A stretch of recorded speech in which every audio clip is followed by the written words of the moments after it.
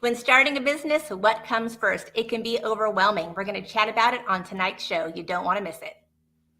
Our goal is simple: to help you achieve the dream and vision you first had when you thought about starting a business. We're here to make growing your business less complicated.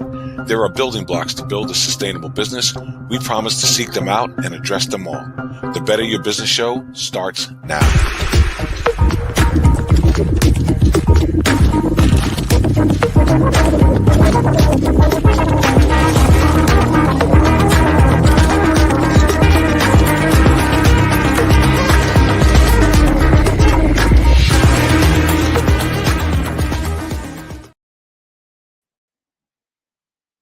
Good evening and welcome to tonight's show of the Better Your Business Show. I am Natalie, your host. My fabulous host, the coach for business, Miss Shanna Mavis. Hello. Hello. I am excited for tonight's topic, which is when starting a business, what comes first? Because I think this is huge for people to get very overwhelmed with what the heck do I do first? Yeah, I was talking to my son and one of my cousins last night about this because they're like, what's the show going to be about? And so I said that and they're like, oh, you're getting real. And I'm like, yeah, we kind of like to do that here. But it was interesting, the different thoughts that they had around what does this look like? What does that look like? Is it this? Is it that? And I'm like, nope. So it's not that uncommon. This question, I'm not surprised that this is one of the most commonly asked questions on Google because people don't know, what do I do first? A lot of the times, and I'm excited for our guests because we were talking about this before the show started. I was like, a lot of people know how to do something really well, and they start a business doing something that they know how to do. And it's not really a business. It's not sustainable, right? Because they haven't taken the proper steps. They did things out of order. And so to find out what comes first, I think is pretty wise. Definitely, it'll save time and frustration, that's for sure.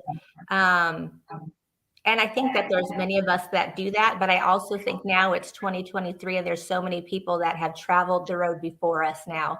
We have so much more better systems in place, experts that talk about this, coaches that are talking about it. So that's what's exciting to me. Before it was like, you look at the Sharon Lecters of the world, the Robert Kiyosaki's of the world, they were figuring it all out for us. But now it's like the trail's been, paved. We just need to be coachable, I think, at this point, although there is some direction, obviously, that we need to know where to start, yes. But then us being coachable is huge in that. Agreed. And learning how to use the resources that we have available, right? So but also recognizing that they're resources and that you've got to validate that, because ChatGPT, everyone knows about it. So many people are using it.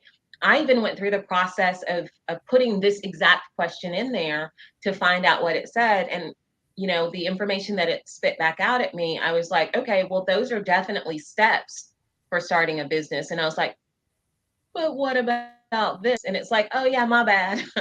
My bad, homie. You're right. You probably should start with that. And so it's just like, so it's recognizing and validating that and questioning everything. But that's where I think, to your point, you're saying you have to be coachable, because if I question it, I want to get that feedback so that I make sure that I'm on the right track. But yeah, it was interesting. And my response, and I don't know if you want to answer yours or if we want to wait until Tom gets on there. So I am one that's always going to say vision. You have to start with the vision. You have to know where you're trying to go. And then closely tied into that is the mission. Why are you doing what you're doing? I had this debate with another coach last week, and it wasn't even really a debate. We were seriously trying to decide which came first, the chicken or the egg. Is it the vision or is it the mission? And I was telling him, I was just like, it's great that you have a why, but to what end? Where are you trying to go with this? So they marry each other. You cannot have one without the other.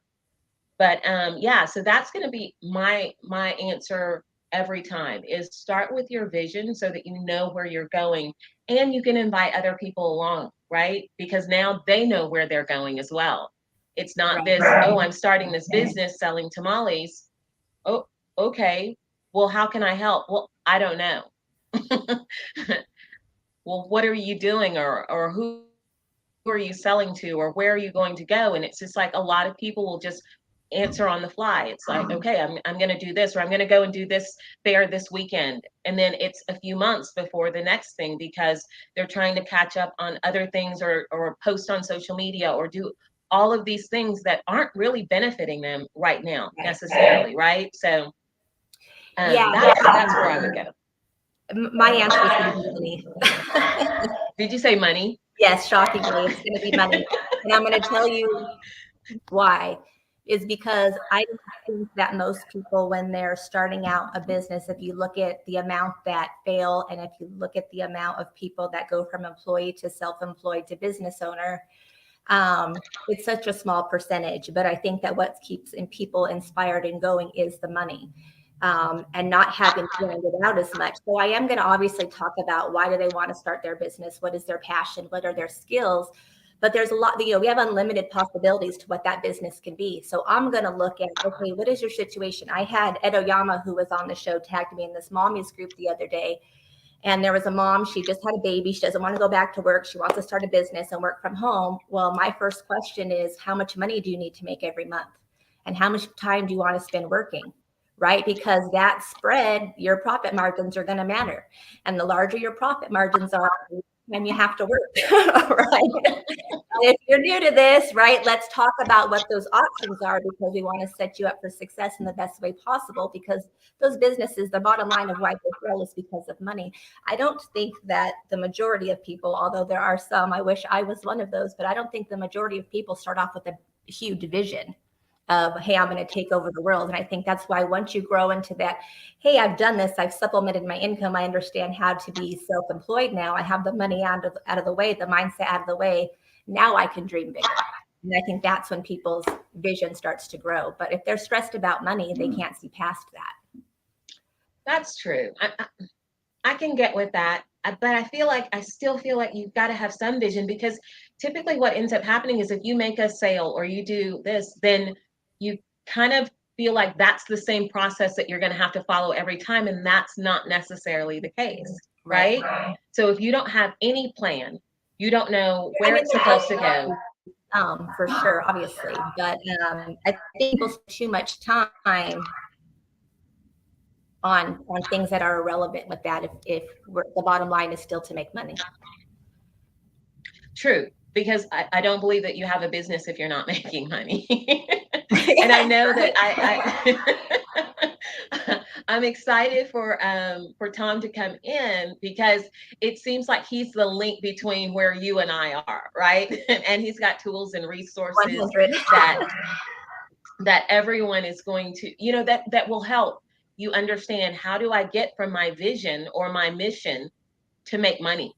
Because I want to make money. I mean, ultimately, that's not the why that people get in business, but that's how you know you have a business.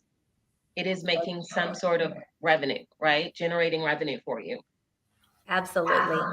Yes, so we're going to bring him in. Tom Hobbs, he has a company called the 960 Method, an awesome company. He helps small business owners success using the 960 Method, which is a 7-phase strategy to maximize your minutes.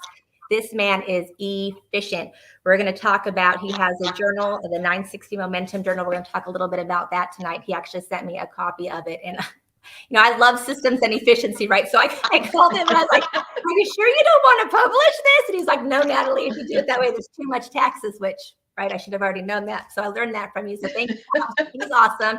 He's hysterical. We're going to have a great time tonight. So if we can bring Tom Hobbs to the screen with us, please.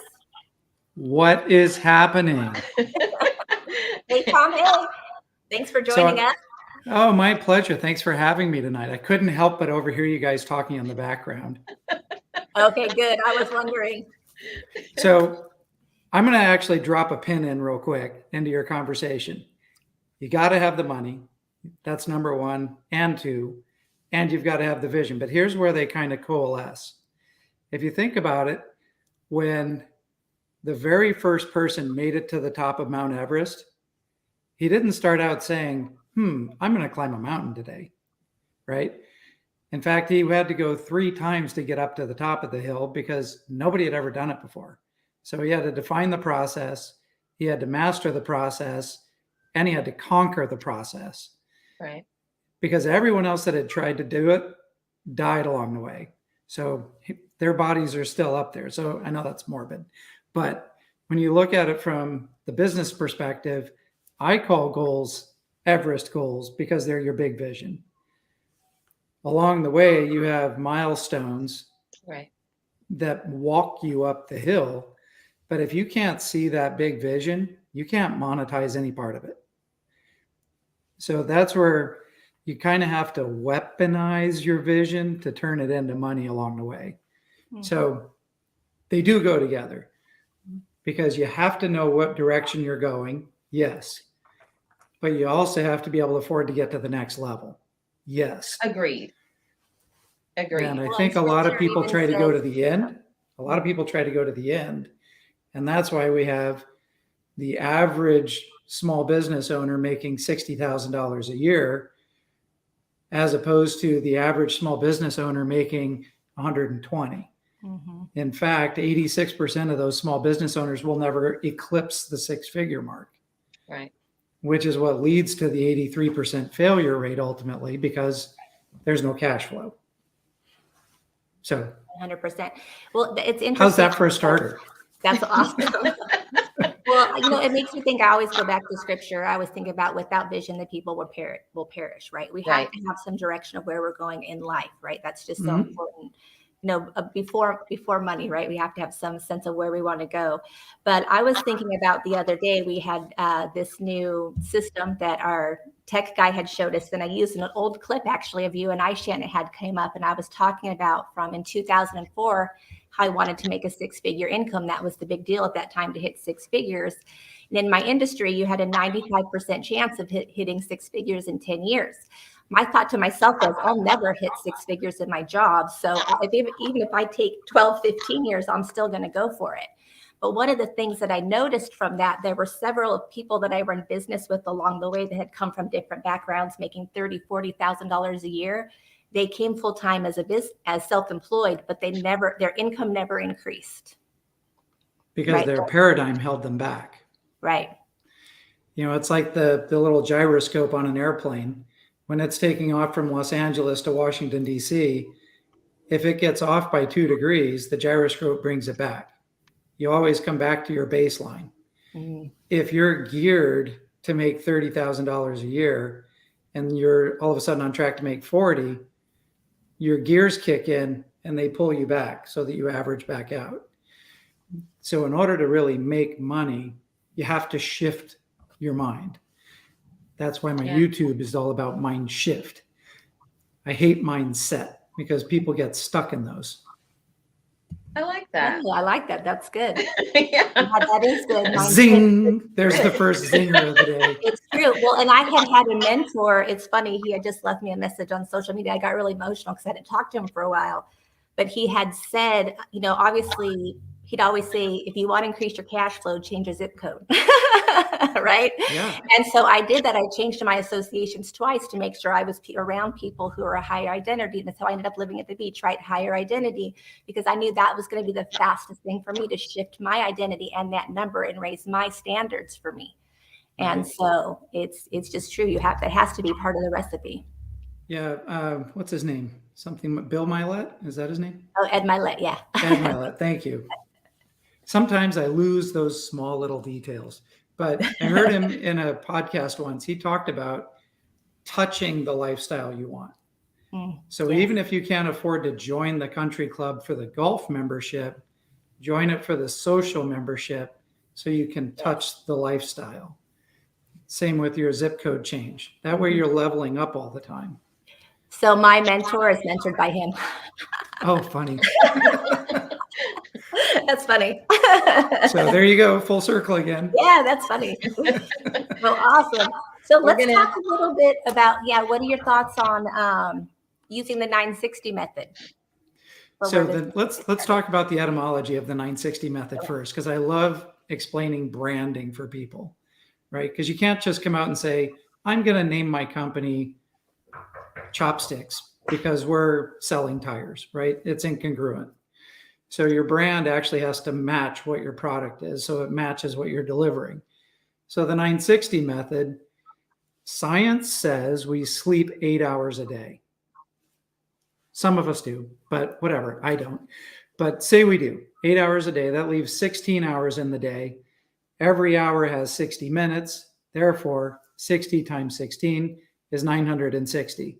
So we have 960 minutes every day to live, to work, to have relationships, to eat right, to have a healthy lifestyle, to walk, to read, to learn, to grow. I can keep going and I can keep going, but we only have 960 opportunities to do that every day.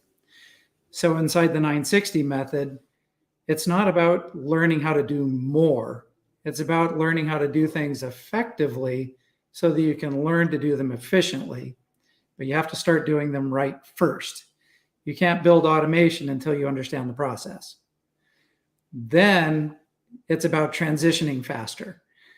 It takes, on average, 18 minutes to get back on track after a distraction. Well, if you can shorten that time, you increase your productivity. So if you can go from thing to thing better, or you focus on one thing for a period of time, you get more done inside of that period of time. But the mind, no matter what anybody says, male, female, it doesn't matter. You cannot multitask. Our brains are not given a multi-chip processor. We're not an Apple computer. We have one. We can do one thing at a time. Everything else is being done on automatic. Our heart is beating on automatic. Our breath is done on automatic. That's the other. Every task that you do, you can only do one at a time. So maximize your minutes to get those tasks done effectively so you can learn efficiency. Yes. That is the crux of the 960 method. Yes, I love that so much. Nothing frustrates me more. It's so true. It's almost like you're a laser, right? And you got that beam and you're going for your thing and someone's like, meh. It irritates me so bad. I will lock myself in my closet for the entire day just so I'm not disturbed by anybody. So check this out. I actually ran some numbers on this once because I'm kind of a numbers geek. So if you get distracted every 6 minutes and it takes 18 minutes to get back on track, that means you literally have 9 minutes an hour of productive time. If you're working an 8-hour day, that's only 72 minutes of production getting done. If you're getting, as a small business owner, we're technically paid by the hour, right? Because we trade time for money all the time. That's that small business, not the small business owner mindset, the one before that, the self-employed mindset. Yeah. So if you're at 72 minutes a day, that's an hour and 12 minutes of billable time a day. So if you're making 60 grand a year and you're working an hour a day, then you have a ton of capacity. So eliminate the distractions, just increase that threefold. And now you're making $180,000 a year and you're only working 3.5 hours a day if you use it right, just by eliminating distractions. So there's a huge economic impact to being effective with your time. So Tom, do you work with individuals to help them eliminate those distractions? I mean, is that what? Okay.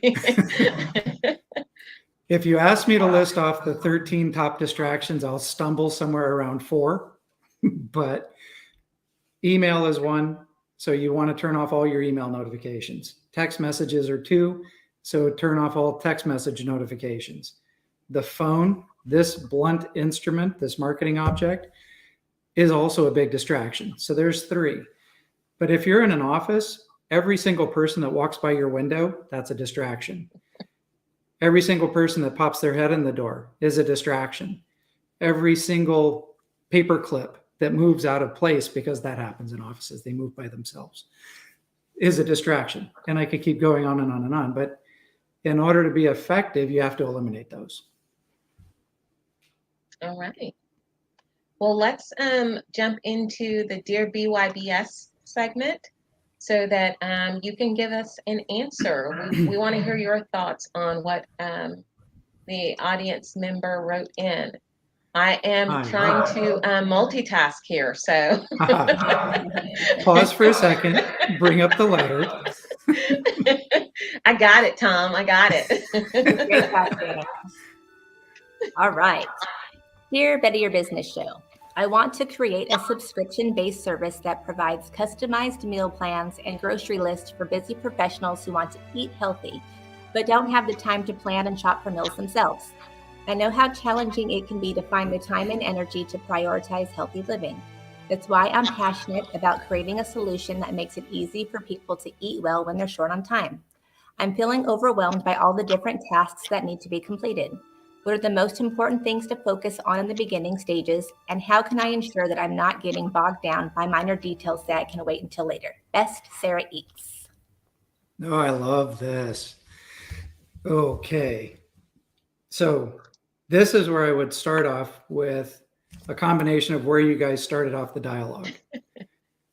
Because number one, she needs to know how much the pricing model is going to be, right? Subscription models are great, but there is like zero revenue inside the company at any point in the beginning stages. So ramping up to enough revenue for this to become a full-time gig is something that needs to be analyzed. Number two, the number one thing that'll hold her back from my experience is the tech handicap. We get stuck in the tech handicap left, right, and center. And I am not going to drop an affiliate link into the tech solution because that's rude. But I would suggest not to get stuck in the ClickFunnels world, not to get stuck in the Kajabi world. Don't get stuck or bogged down in the Go High Level world. And I'm sorry, Russell, and I'm sorry, everyone else who invented these tools. You're expensive. And for somebody starting off, that is the wrong way to go. So I would say the very, very, very, very, very first thing to do, Sarah, sorry if I'm confusing you, is to make a list of what you want to accomplish inside your business. Create that vision, because that vision is going to drive you, but also take a look at the math, because it's all about the math. If you have one client that pays you $5,000 a month, you're going to make 60 grand a year. Off of one client, you're golden, but you're going to have to do a lot of work for that client. If you have 10 clients that pay you $500 a month, you make 60 grand a year. If you have 100 people that pay you $50 a month, you make 60 grand a year. Every step down, you do less work. So yes, it may sound daunting to have 100 subscribers, but once you create it, you've just created it for 100 people. That's scalable. You can do 100, you could do 1,000, you could do 10,000, you could do 100,000. It's all about the math. So what do you want to get from it? Who do you want to help? Because if you don't know who you're helping, you're not going to help anybody, because you're going to go out with a shotgun approach and you're going to say, I can help every small business owner. And guess how many of them are going to say, oh, yes, you can. But if you do your research and you actually build out a client avatar and you know who to talk to, what language they speak, where they hang out, where they get their money, not their money, their information, then you can dive into those channels and be seen, because you need to be seen as a subject matter expert. If you also happen to be a caterer, I would suggest doing localized, done for you meals as well. So, I mean, there's so many different layers to this. I may or may not have ever thought about this one. I think that's, I was talking to some of what you're saying, I guess, is the same thing that so many other coaches are saying, right? There's truth in this, because Patrick Meehan is his name. He has been a volunteer for SCORE. He's been a CEO, he's a business owner, small business owner. He's grown businesses $50 million and up. And we were talking about the same thing, I'm creating a program for small business owners, seed to startup, right? And just for myself going through that process with him, he's like, okay, well, we need to look at the numbers, right? Because the vision is there. I know that this is my niche right here. I want to focus in on just this particular stage. I know what I want this to look like for myself and for the clients, right? But he's like, well, now we need to put all of these numbers in there, which I know Natalie loves the idea of the numbers, right? But he's like, we have to do this because we need to see that it's feasible. Right. We don't know that. So it's looking at it and saying, okay, is this price point? Because that's something that's important for me too, to make sure that it's at a price point they can afford. Because many people starting out, like you said, some of these products, and there's so many great coaches, there's so many good people out there, but they cost a lot of money. So he's just like, we need to make sure that this is feasible for you. So couldn't agree more. Yeah. So Tom, Yes. what I guess I'd like to know a little bit more about just kind of how you work with individuals like Sarah, right? So for Sarah, in this instance, the first thing I would ask her is, why is this important? Why is this specific task important? I know personally, being a parent, being a busy person growing up, blah, blah, blah, blah, blah, you know, I'm still only like 32 and, you know, I have 30-year-old kids. So clearly I've never gone through any of them. No, just kidding. But if you don't understand what's pulling you towards your purpose in life, everything else is moot, right? So you need to understand, you've got to define your why. Like Simon Sinek says, define your why, because with your why, then you can start working on your reach. Your reach changes based on your why. Then you can set goals, then you can find the numbers, then you can blah, blah, blah. But start there. I think that's interesting. My reach changes depending on my why. Can you elaborate on that? Absolutely. Of course I can. If I start off saying my why is to serve people in the Orange County, California area, then my reach becomes what? 7 million people in Southern California, in Orange County. But if I say my reach is small business owners across the US, all of a sudden my reach is 34 million. So how far you're looking to reach depends how much it will cost you. But also, if your why is tiny, which is fine, if your why is tiny and localized and very precise, then your reach becomes a nucleus. That becomes the nucleus of your reach. Do I need to take that a step further, or was that clear? No, definitely makes sense. Okay. Yes. I just like to make sure, Now because I feel sometimes like my reach is more global with my journals. Right? I was thinking you know about what? that. That's because you're pushing them to publication. That's why. No, but social media and the internet has changed the way we do business, right? Brick and mortar isn't the only way to do it anymore. Yeah. The digital business suddenly becomes scalable, but it becomes part of that bigger economic discussion around, oh, okay, well, if everybody's online, what are we making? At some point, the service business actually peters out because there's no money flowing. You can only move money around in a circle so long before it deteriorates. So the law of diminishing returns actually sets in there. Somebody at some point has to start that new point that's, this is the thing we're making, and this is the widget that drives the economy. Interesting. I was listening to something with Dave Ramsey today, and there was a 16-year-old kid that called in because he's making between 50 and 80 grand a month on like YouTube and e-commerce and Spotify. And he hasn't told his parents. He hasn't told his parents. And he has a joint bank account with them. So he's been keeping all of that money in his PayPal account. And Wow. Dave Ramsey goes, are you kidding with me right now? Like, are you messing with me? And the kid's just so genuine. He's like, no, I'm making it on YouTube, e-commerce. And I thought to myself, 16-year-old kid, man, what excuse do we have? Well, and that's the thing. I have a friend on LinkedIn who's actually starting an entire fatherpreneur network. And it's like, bring your kid to work every day for him, because he wants to nurture and tutor his daughter to become an entrepreneur. So he calls her a kidpreneur in his fatherpreneur network, so it's kind of neat. But with that, understanding money at a young age is critical. My parents didn't teach me how to earn money. They told me how to work for money. And I worked hard for money for a long time. And it went in this hand and out that hand just as fast as it came in, until I finally started to learn that there are other things to do, like, start a side business. So then my earning is covering the bills, but my side business is covering savings. I like the way you said that. They taught me how to work for money, not how to earn money.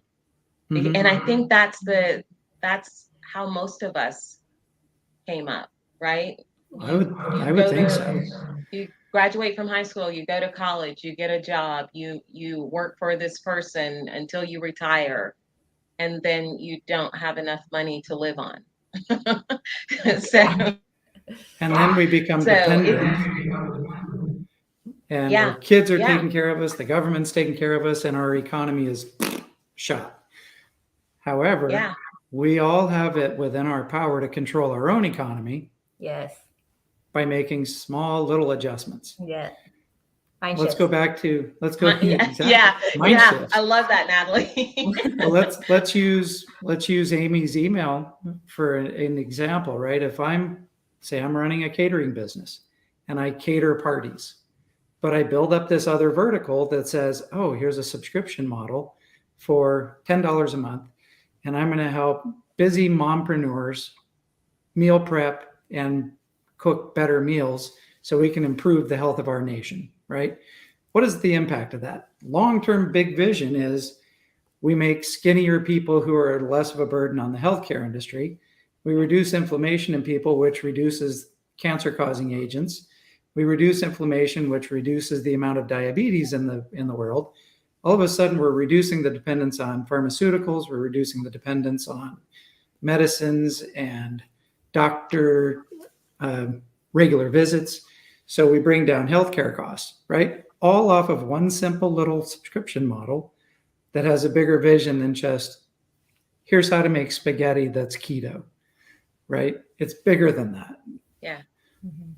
So if you have an altruistic person who really wants to come forward and put that business model together, I raise my hand, I will help. All right. I love it. All right. We're going to jump into a quick Marketing Master Minute. I think this one is about the importance of sticky headers. And then right after that, we're going to do a little bit of a drawing. Natalie, I think you're going to give away a journal, right?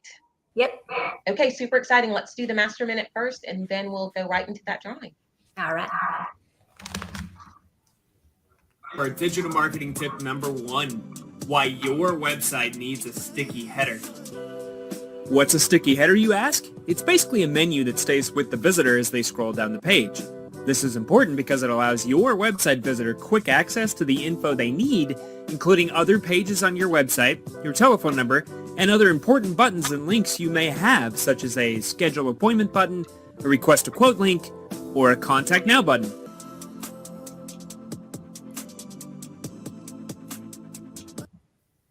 Not even a minute. Are you ready to give away a journal? I'm ready to give away a journal. Okay.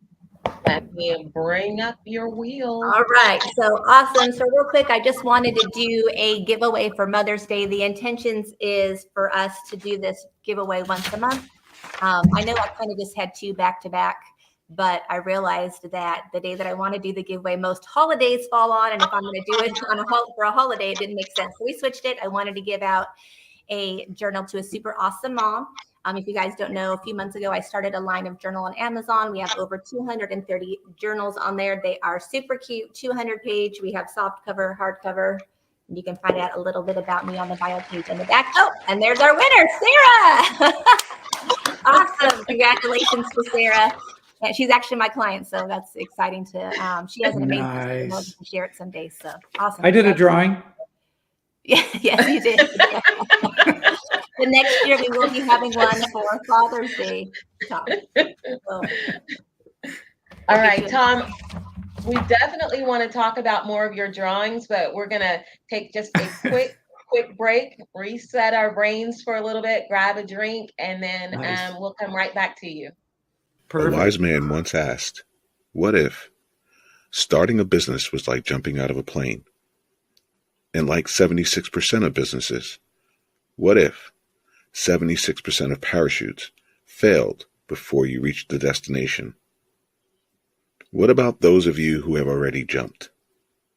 Well, you may still have time to check your business. Pillar5.com, where businesses get it right.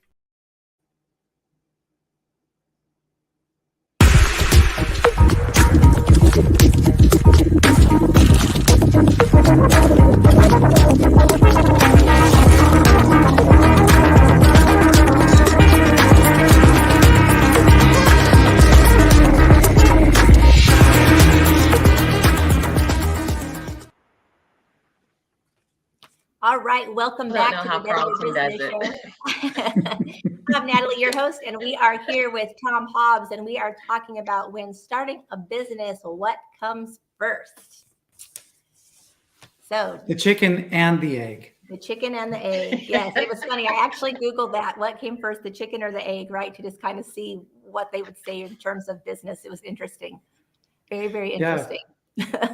Yeah, I'm a firm believer that the chicken and the egg come first, because with the vision and with the route to income, they both have to happen semi-simultaneously, right? You can't have a business if you're not making money. Yeah, I get that. But you can't make money if you don't understand how your business creates money, because that's really what a business does. It doesn't just magically have money flowing into it. You have to market it. You have to define it. You have to know what your product is. You have to build enough of the parachute on the way down to know exactly what to take to market. So research, plan, market, sell. That's a business startup model. Okay, so that was research, plan, market, sell. Sell. All right, I got it. I'm ready. By the time you get to sell, everybody already knows you, because you've got a go-to-market strategy. That's part of plan. You've got a business plan. You've got a sales plan. So you know what you're doing. That's plan, by the way. Research is who, what, how, right? Who are you selling to? What are you selling? How are you delivering it? So research, plan, market. Go-to-market strategy is, I'm going to go with a whole lot of social media stuff. I'm going to go with paid ads. I'm going with a blog. That's 3 different vehicles. That's going to generate a lot of different eyeballs. By the way, I suggest blogs over newsletters. There's one very specific reason why. I'm ready. I want to know that, but we can wait. Yeah. So I'm going to tell you anyway. So a blog is actually its own web page. So it becomes searchable on the internet. So SEO all of your blogs. Brilliant. All So right. Traffic. Those are all sources of eyeballs. That leads to the sale. You only have to sell it once if you've done everything else. And it really becomes, how do you attract the right person into your business to buy your stuff so you don't have to work at the sale? That's why we all suck at sales. Yes. I love it, because no one wants to sell or be sold. I had somebody kind of give me a hard time, because I post on social media every day and I do it religiously. I say, look, if Coca-Cola or Pepsi can play a commercial multiple times a day, I can post 5 days a week on social media to let people know what my business is. The other thing too is, I'm not a salesperson. I love what I do. I believe in educating people. I want people to understand what they're doing. I'm not the person that's going to follow up and chase you and do that stuff. Either you see the value in what I'm offering or you don't. It's very uncomfortable to me. So to me, when I'm doing that marketing, it's doing the legwork for me. It's doing the upfront legwork of whether that person, I want to talk to them or not. You know how much my closing ratio is? My closing ratio is very, very high. And that's one of the reasons why is I'm not out trying to sell people stuff. They're already coming to me knowing what I do and what they want, essentially. I mean, I might have to give them some direction on what they want, but for the most part, they know why they're coming to me. And they're coming to you as a buyer. Exactly. As a buyer. Yeah. It's a big qualification there. Mm-hmm. I would much rather have 10 buyers than 100 sell-tos. Yes.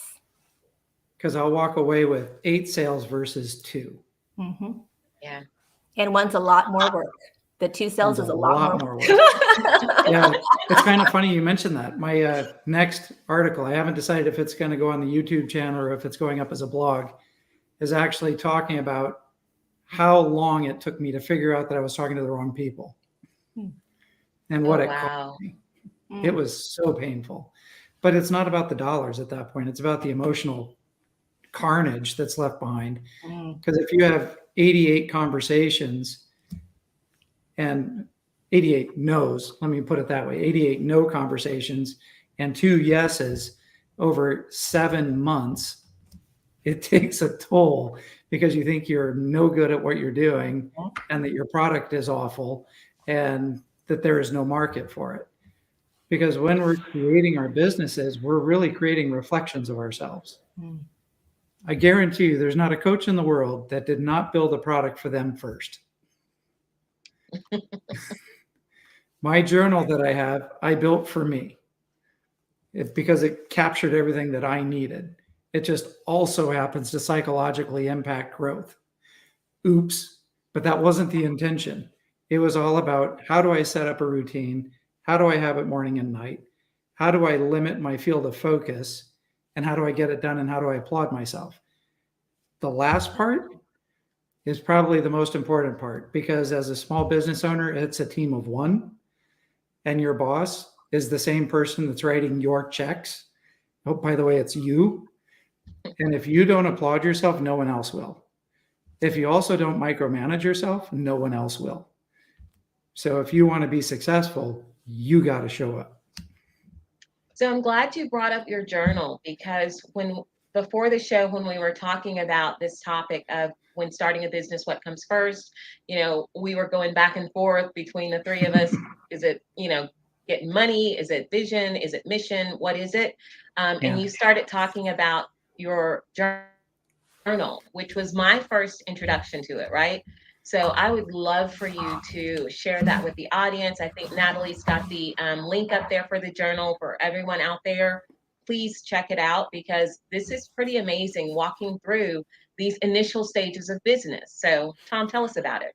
Okay, perfect. And if you don't mind, I'm going to show it as well as best I can on the camera. But the number one thing about any journal is that it needs to resonate with its user, right? And there's the Dear Diary journaling. There's the how the heck do I fix myself journaling. There's a whole lot of definitions around journaling, and I want you to scrap all of those. Because most people look at a business journal as a planner. You have a calendar to be your planner. So put that philosophy in mind as I go through this with you. So this is the cover. Very pretty. This is what Canva can do for you when you're your own graphic artist. Oh yeah, there's that whole army of one thing again. Cover page. It is called the Momentum Journal because if you use it properly, you're going to build momentum, by the way. And that's going to give you the speed to get over the hill so you can accomplish all of your goals. But page 1, just to put the argument to rest, is what is your purpose? And the reason that's page 1 is once you define this and you look at it every single day and you remind yourself that I am on a quest to help 1 million small business owners flip the script on failure by providing world-class tools, training, roadmaps, accountability, coaching, and leadership so that we can fix the economy. If you know that that's your purpose and you can rattle it off, guess what it also becomes? Your elevator pitch. Yeah. Now all of a sudden you've changed your sales script again. So just one thing to internalize. And there's a build it, by the way. It's perfectly led. Then that's followed up by goals. And I'm a believer that you need to have financial goals because they're easy to measure. I hate them, but they're easy to measure. A physical goal, a spiritual goal. When you say an physical, is that goal. like health, physical health? Yes. And I'll come back to that point in just one second, if you don't mind, because I want to focus on that one, because that one's really important. And then everybody gets an a la carte goal. So Okay. 5 goals, and there's a reason for 5 goals. Inside of these 5 goals, every quarter you have 13 weeks. Oop, this is really difficult to do. So this is a milestone stack. It's your roadmap. It's 13 weeks. You've got 13 things to get done. You have a Monday goal, a Tuesday goal, a Wednesday goal, a Thursday goal, a Friday goal. 5. So if you put your top one of your financial goal on Monday, guess what? That becomes part of your focus. It's very simple. You take 1 hour out of your day, you focus on getting that one thing done. I guarantee you in 12 months, you will accomplish your 12-month goal because you set aside time for it.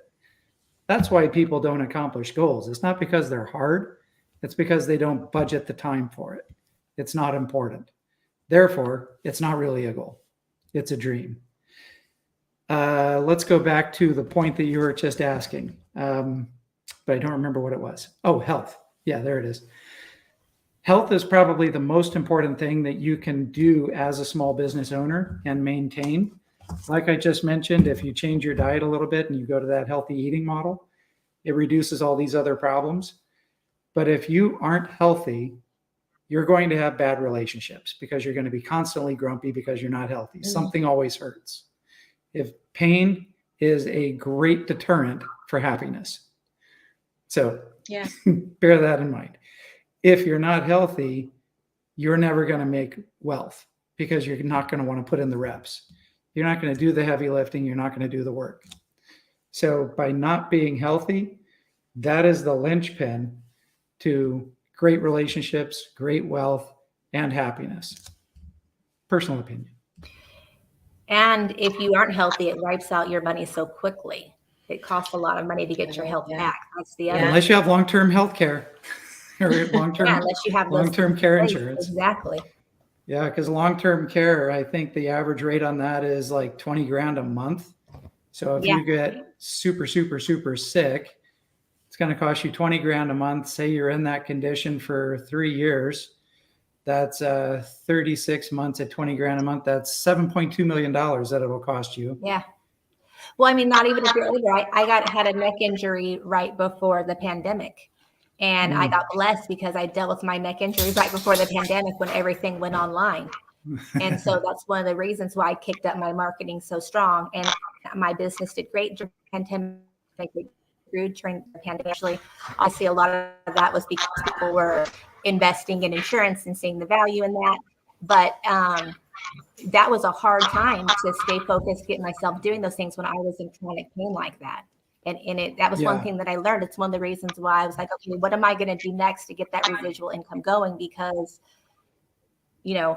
sitting on Zoom 8 hours a day when I'm in excruciating pain is just not going to cut it for me forever. What if this doesn't change? And I need to spend that money to get better. Right. Yeah. Right. You mean you pivoted? What? It was sink or swim. It was sink or swim. Yeah. But it's a really great point. I was thinking about this the other day. Grant Cardone in the 10X rule probably warped more brains than anybody if you don't read between the lines right. So yes, you need to set big goals and then 10X them. That's an Everest goal. 100% agree with that. Where it gets a little fuzzy for people is when he starts talking about creating multiple income streams. Because, in his world, it was really simple. He was selling cars and then doing the financing at the same time. Multiple income streams. Well, if you're not selling cars and you're not up to speed on finance, then how do you do it? So we end up getting an affiliate badge for Kajabi, say. We get an affiliate badge for XYZ company. We get an insurance license so we can share in commissions. So we become referrals, right? But what ends up happening is all of a sudden you get known for 5 different things and you're stuck in a brand of confusion because nobody actually knows what you do. And then the business that you're creating starts to sink because of all these other distractions. Oh, there's that word again, distractions. So it's about clarity and focus as well. It's not just about the vision. It's not just about the speed to income. It's being clear and concise. Nobody wants to be busy but broke. Amen. Fewer words never spoken. Yeah.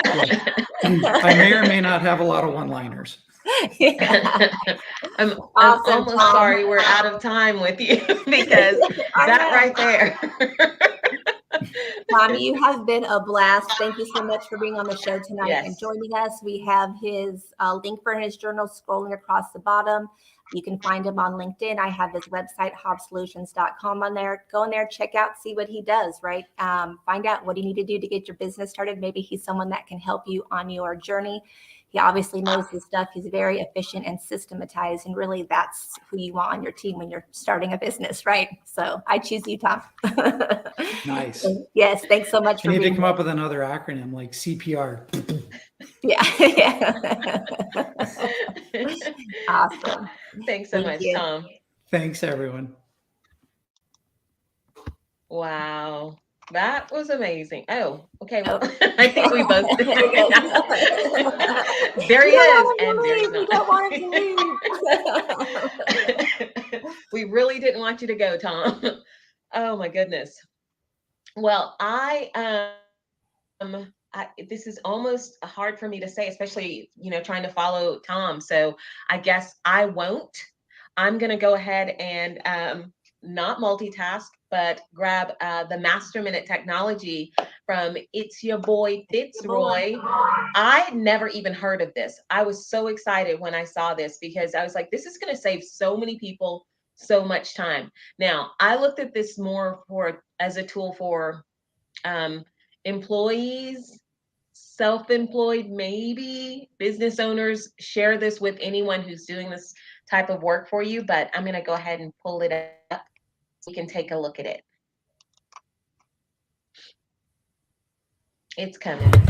It's your boy Fitzroy, and I have an absolute banger of a website that will not only help with your presentations, but help you better your business. The website is Tome. Tomb? Anyway, it allows for AI-generated presentations. Just type in the topic, and like all AI, the more specific the better. And it will create slides with both text and images that are also AI generated. There's even a function that you can add speech. You can then add or subtract anything from each slide to add your own personal touch to the presentation. The best part is that this is free, but if you would like additional features, there is a paid version. And there you have it. Try out the website, make some presentations, but above all else, don't get beat up out there. Okay, so just rewatch it. That might be some good for D&I presentations, Tom. I don't know how to work this. It's only been a couple of years. I don't know how to work it. We need Carlton to get well. Yes, definitely. I love that though. I was just like, that's pretty interesting, and it's crazy how AI is just kind of taken over everything, right? But it's such a handy tool because there's so much more work that can get done faster. But again, validate it, right? Make sure that what it's spitting out is exactly what you intended for it to. So I you love still it. make it be your voice. That's one thing that I've noticed is it still needs to be in your voice. Yeah, for sure. Well, we do have a money minute, and we've got a grant for you guys tonight. We've got Just Good Business, and we've got just enough time to do all of these things. So we will go ahead and start with the Just Good Business, because we love to focus on businesses that are doing something outside of themselves. It's not about them as much as it's about other people, or serving some community in some way. So this one I found out about last night as I was doing a little bit of research. I'm going to go ahead and pull it up and we can watch that together, and I'm not going to monkey around with it. So that way you get to see the entire video, but we'll also make sure that you have a link to Fitzroy's technology.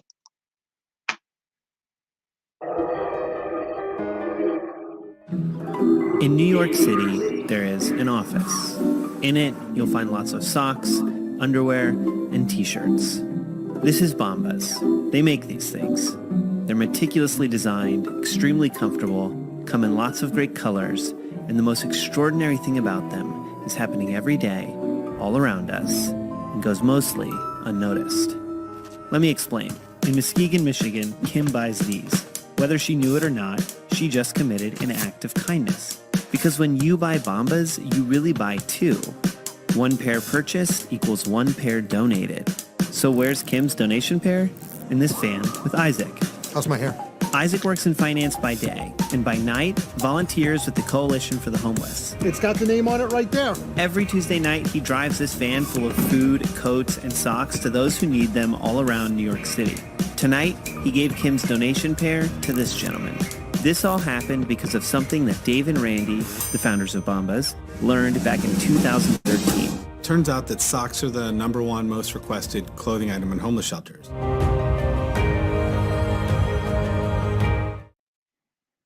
So I highly recommend checking them out, because when I watched the rest of that video, it was a little bit longer than we wanted to share on here.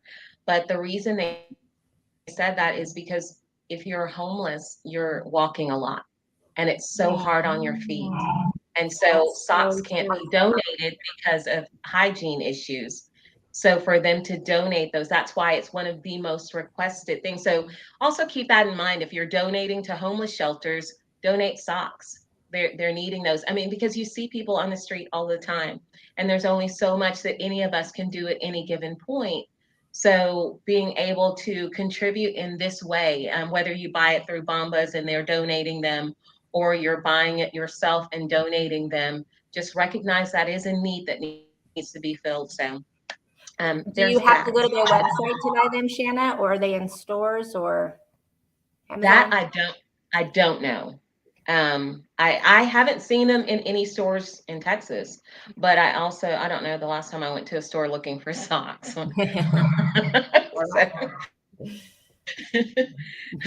So I don't know, but you can definitely go to their website and buy them. Okay, cool. So yeah. Awesome. All right. And do you want to know about the grant? Yes. Show us the money. We always want to know about a grant. So we've got a free, okay, so this is an almost free money alert, because it is a $4,000 monthly grant from the National Association for the Self-Employed. And this is really in recognition that a lot of business owners, or a lot of our audience members, are self-employed right now, trying to have a mind shift to business owner.